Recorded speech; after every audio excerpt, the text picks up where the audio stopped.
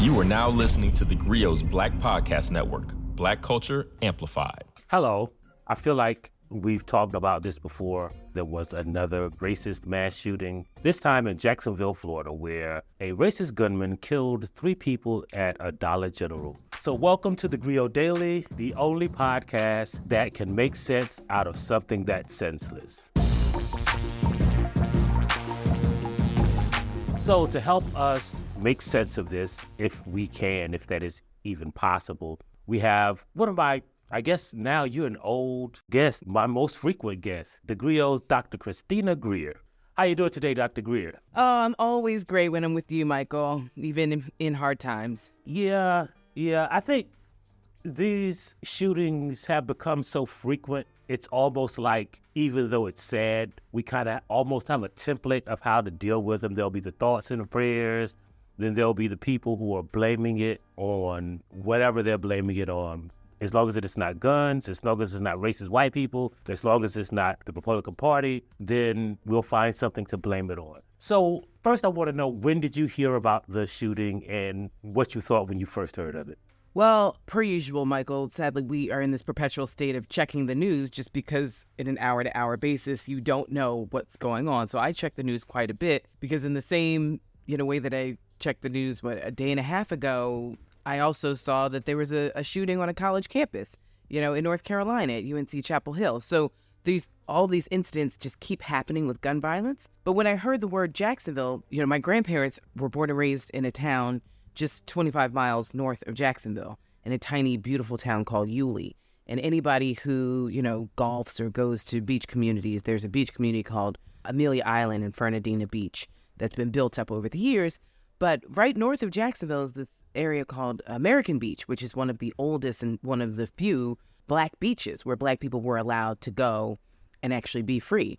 And so my mother's from that area. I spent a lot of time in that area. My grandfather worked at a paper mill and raised hogs on the side. So even though we were the New York City Slickers, they called us the Yankees when we'd come down there, it's just a community filled with Black folks that have been there for a very long time. And it feels like the deep, deep South, even though you're in northern Florida, even though you're just a few miles away from the Georgia border. So yet again, as you said, we have a racist gunman who attempts to go to an HBCU first. We've seen this before. And he gets turned away. And so then he goes and he specifically targets Black people in a space where Black people are, which reminded me of Buffalo, which makes me think, it's not a Southern problem, it's an American problem. You've got a presidential candidate, Vivek Ramaswamy, essentially blaming Black people and saying, the reality is we've created such a racialized culture in this country in the last several years that right as the last few burning embers of racism were burning out, we have a culture in this country largely created by media and establishment and universities and politicians that throw kerosene on that racism. And I can think of no better way to fuel racism in this country than to take something away from other people on the basis of their skin color. I've been saying that for years. And I think that is driving, sadly, a new wave of anti-Black and anti-Hispanic racism in this country. Well, because we keep talking about racism and we keep basically making white people feel bad, then this is what we're going to get. And Michael, I guess I'm astonished. And, my grandmother used to say this, my grandmother from Yulee, the only time you should be surprised is when you're surprised. I just can't understand how we have so many gun incidents, not just the racist ones, but just the general gun murders every day. And we have an entire political party that supports it. And we then have another political party that seems a little feckless when it comes to preventing it. And so the culture of guns in our society, coupled with systemic racism, coupled with anti-Black racism, coupled with mental health issues, coupled with taking Black history out of school so people have no idea what this country is about, coupled with politicians from the Republican Party consistently saying, take back our country, take back our country. We keep creating this recipe of hate and murder, and Black people are consistently targeted, whether it's in church or a grocery store or Dollar General or a nightclub. I'm glad you mentioned so much of that I wanted to talk about today, because First of all, it's being cast as a lone white supremacist gunman who was just like radicalized by a ghost, like the ideas doesn't exist. First of all, he went to a historically black college. And it reminds me of when people say what black people need to do, you know that old phrase, black people need to do this. They need to focus on black crime. They need to work hard and get an education. And I always tell people, right, like all the stuff that they say black people need to do, we've already done that. Black people need to keep their money in their own neighborhoods. And when we do that, like in Rosewood, they'll come and burn it down. When we focus on education, we forget about all of the HBCUs that have been burned down. Like most HBCUs that you see are like on their second or third iteration of that HBCU because there was a fire, there was a Klan torching. And the same is true, right? You talk about Edward Waters College. First of all, I can't imagine what would have happened. You know, we don't talk about the heroic security officer who turned him away, like who kind of knew something was up. Like the ancestors spoke to him when I covered Buffalo. I was in Buffalo, and I spoke to the guy who saw the gunman the day before and was like, he told the security officer, watch this guy, like something's up with him. And he held him for like 2 hours in conversation, and he came back the next day and shot up the supermarket.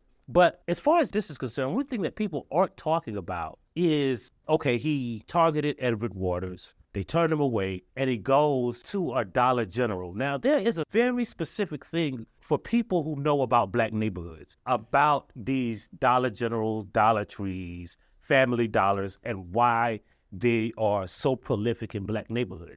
And it's because the area of town called Newtown, where this happened, is an actual food desert. So the only way these people can go shopping and go food shopping is if you don't have transportation, like you're a student at Edward Waters who might not even have a car, or if you just don't have transportation to go to a white neighborhood, you have to go to one of these stores. And this white gunman knew that, right? He specifically chose a place where he knew black people would just be existing and living their lives. And the idea that this was a lone gunman who did this, it separates out the fact that, first of all, there is a such thing as a black neighborhood. There is a such thing as an HBCU, and you can't erase the historical needs for those institutions, right? That's inextricably tied to the history of systemic racism in America. But the way he was able to target black people has to do with the legacy and the history that Florida is trying to erase. And because it seems that he's been successful at erasing it, we don't want to talk about that part. So what do you think are the contributing factors to what happened in Jacksonville? I mean, Michael, you just laid out, I think, so much that we need to really focus on and unpack. One, if you erase the legacy of Florida, people don't understand that burning down HBCUs is something that has been common practice in this country. Targeting black people specifically for racialized and racist violence is something that has been a part of this country since its inception. So the fact that Governor DeSantis wants to take all of that out of schools, so then we keep saying it's a lone gunman. It's absolutely not. These people are being radicalized somewhere, whether it's online, whether it's in their families, or whether it's from the politicians they're listening to. What you said about Buffalo was really, I really want people to make this connection. The security officer spent time with the gunman the day before he came back and shot up the grocery store and killed 9 innocent black people. Similarly, Dylan Ruth sat there in the church and prayed with, or they were praying, he was just obviously waiting, but with 9 people before he shot up the church. So we have these individuals who just fundamentally don't see black people as human. And it is important to make the connection also, Michael, that, you know, he had swastikas on his gun.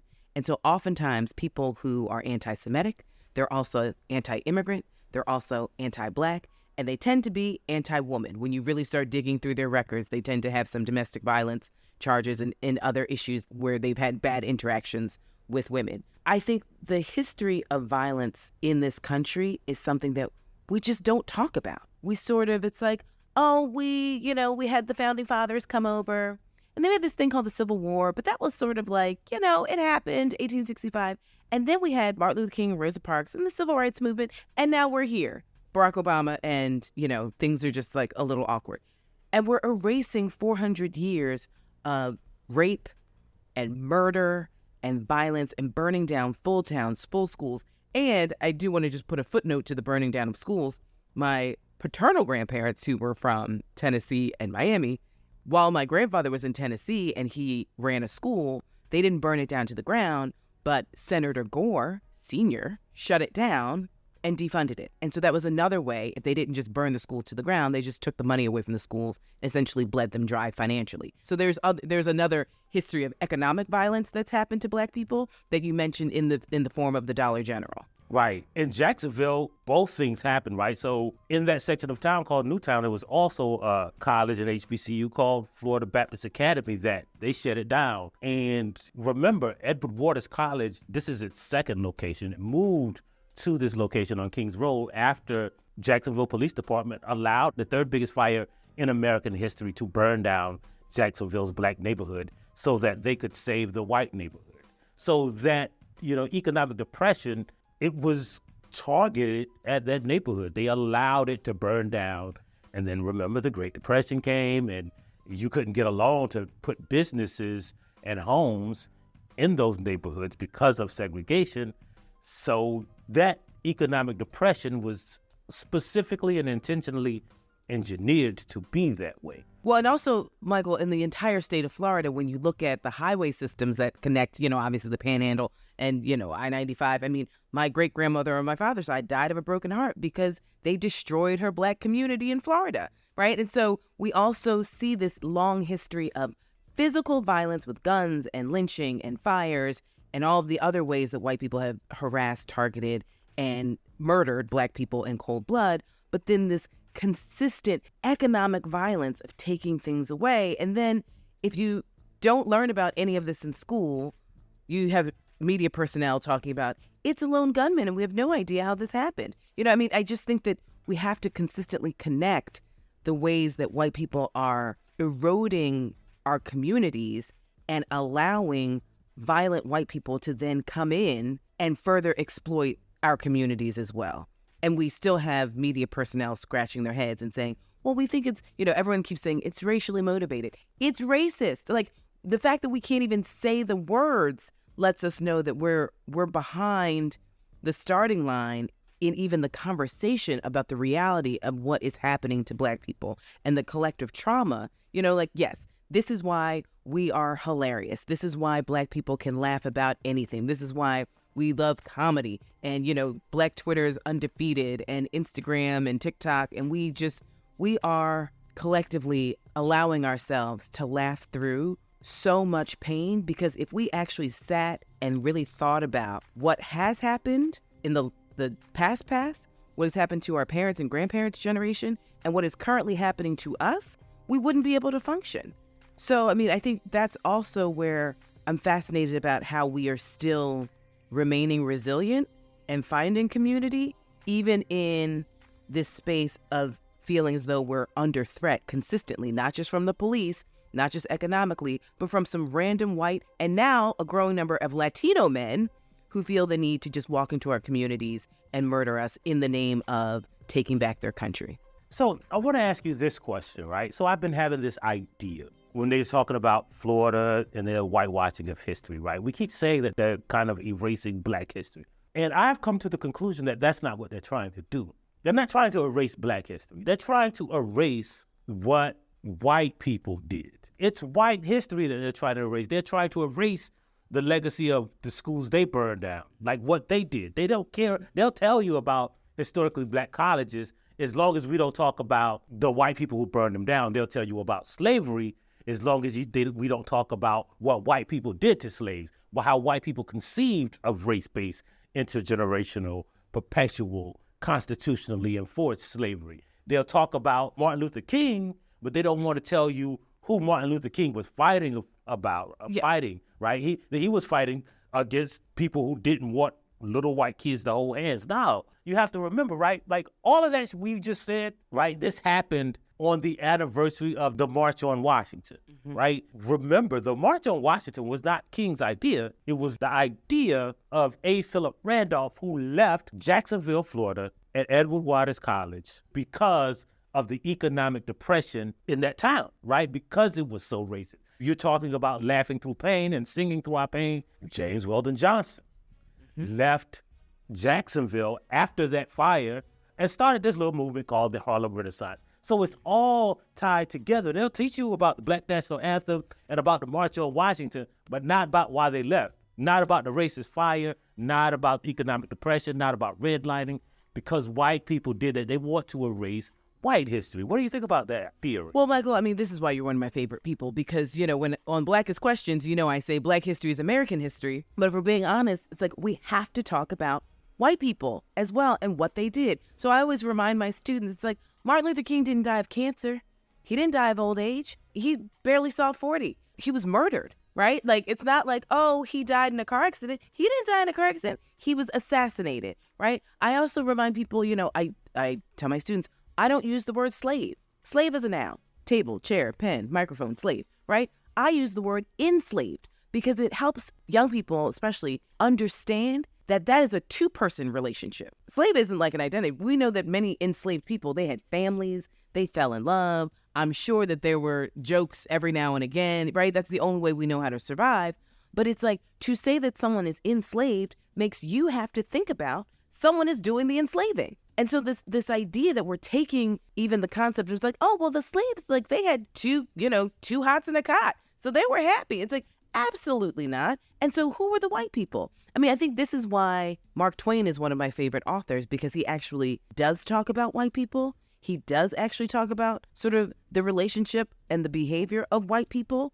I've learned more about white women in the North from Mark Twain than I ever have in a book. He's like, oh no, they got enslaved people as a wedding gift and they came down there and they had to show out, right? And so I was like, well, of course that's the case. But when would I have learned that, right? And so I think also what's important to remember though, Michael, is that we're talking about, taking out Black history and white history from schools, but it hasn't that always been the case? Because you and I both know that from K through 12, unless you went to a super Black, progressive, damn near homeschool education system, if you went to a regular public, private, or parochial school, you did not learn about the true history of this country. I don't care how good the schools. I've been to some of the best schools in the country.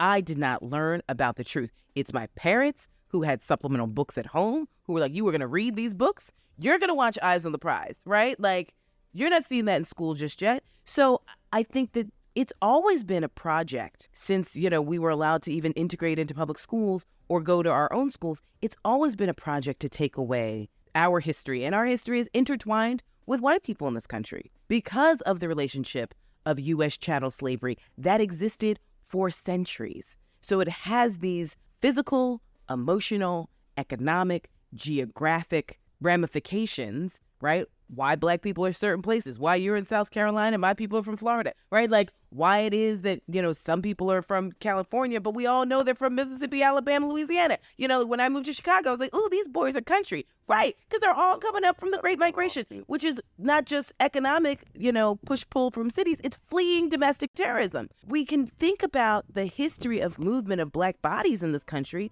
and it boils down to racism and anti-Black racism and white supremacy that has been the founding principle that is fundamentally in the soil of this country. And as Bell Hooks told us in her brilliance, that this country is predicated on white supremacy and anti-Black racism, patriarchy and capitalism. Once you get that recipe, it's like, what is it, in French cooking, like a mirepoix? Like, it's the thing that is just the baseline. It's cooked into everything. And then from that, sometimes you build beautiful structures, and sometimes you build what we got today, which is just a country that is it has some beautiful elements to it, of course, and it has some fantastic and wonderful people. But I swear, we are dealing with a moment right now that I don't think our parents foresaw it because of all their hard work. I think that they probably thought they were building a country that wasn't going to look like this for their kids. Which brings me back where we began, right? Because when we were talking about the guns and, how frequent this is, we remember that it is not an anomaly to us. It is not a surprise to us. Like, we know because we know our history. If you know your history, you can't be surprised that the people who built this system, the people who perpetuate this system, the people who watch the main streets in a Black neighborhood get filled with predatory dollar stores because it costs more to be Black in America. We can't be surprised when a racist does something racist in a racist country. And that's also why we know that this will happen again. It's sad to say it, but we'll be here maybe next week, maybe next month, maybe 3 months from now. It just depends on how successful this racist is at enacting his racist plan. That's what we subject to, right? How good they plan to kill us, how elaborate their plan is, and how successful they are. Before we leave, right, we always end with a famous Black saying or a saying our parents told us. I want to ask you, like, what is one of the ways, because there's so many ways that our parents and grandparents summed up this phenomenon. And I want to ask you, what's one of the ways or one of the sayings that you remember your grandparents saying about the racist history and the subjectiveness of the white supremacist actions? Well, I mean, I think I mentioned it before for my grandmother when she was explaining, white supremacy. And of course, she didn't call it white supremacy, right? But she just called it, how white people be. And she would say, when dealing with them, the only time you should be surprised is when you're surprised. It's a relatively consistent set of practices and behaviors that she experienced. And time again, we're confronted with, why are we shocked? And sadly, as you said, we're going to see this again, so we can't be surprised. I get mad at myself when I am shocked by something like this that happens, because we know what it is. And I think that's the one that I find myself thinking about quite a bit. Yeah, and I think about it a lot too. And I think that's why we have to keep having these conversations. That's why you have to keep listening to theGrio Daily. You got to subscribe. You got to tell your friends about it. You got to download the theGrio app. And as always, we'll leave you with another Black saying. We're going to give you two today. And today's Black saying is, the only thing I'm surprised about is that everybody else is surprised. We'll see you next time on theGrio Daily. If you like what you heard, please give us a 5-star review, download the theGrio app, subscribe to the show, and share it with everyone you know. Please email all questions, suggestions, and compliments to podcast@thegrio.com. You are now listening to theGrio's Black Podcast Network, Black Culture Amplified. I'm political scientist, author, and professor Dr. Christina Greer, and I'm host of the Blackest Questions on theGrio's Black Podcast Network. This person invented ranch dressing around 1950. Who are they? I have no idea. This all began as an exclusive Black History trivia party at my home in Harlem with family and friends. And they got so popular, it seemed only right to share the fun with our Grio listeners. Each week, we invite a familiar face on the podcast to play. What was the name of the person who was an enslaved chief cook for George Washington and later ran away to freedom? In 1868, this university was the first in the country to open a medical school that welcomed medical students of all races, genders, and social classes. What university was it? No, this is why I like doing stuff with you, because I leave educated. I was not taught this in Alabama public schools. Question number 3, you ready? Yes. Let me try to Okay. redeem myself. How did we go from Kwanzaa to these obscure? Sport, darling. This is like the New York Times crossword from a Monday to a Saturday. Right or wrong? Because all we care about is the journey and having some fun while we do it. I'm excited and also a little nervous. Oh, listen, no need to be nervous. And as I tell all of my guests, this is an opportunity for us to educate ourselves, because Black history is American history. So we're just gonna have some fun. Listen, some people get 0 out of 5, some people get 5 out of 5. It doesn't matter. We're just gonna be on a little intellectual journey together. LaToya Cantrell? That's right, Mayor LaToya Cantrell. Hercules Posey. Born in 1754, and he was a member of the Mount Vernon slave community, widely admired for his culinary skills. I'm going to guess Afro-punk. Close. It's Okay. Afro Nation. So Never last heard of year, that. according to my research, it's Samuel Wilson, aka Falcon. Wrong. Wrong. I am disputing this. I'm very, very, very, very 99.9999 sure that it is Representative John Lewis, who is also from the state of Alabama. That lets you know, Christina, we got some goodness come out of Alabama. There's something in the water in Alabama, and you are absolutely correct. The harder they come. Close. Oh, wait. The harder they fall? That's right. I'm one of those people that just changes one word. I mean, I know the song too well. I just don't know nothing today. It's I'm gonna pour myself a little water while you tell me the answer. The answer is Seneca Village, which began in 1825 with the purchase of land by a trustee of the AME Zion Church. You know why games like this make me nervous? I don't know if I know enough black. Do I know enough? How black am I? Oh my Lord, we gonna find out in public. So give us a follow, subscribe, and join us on the Blackest Questions.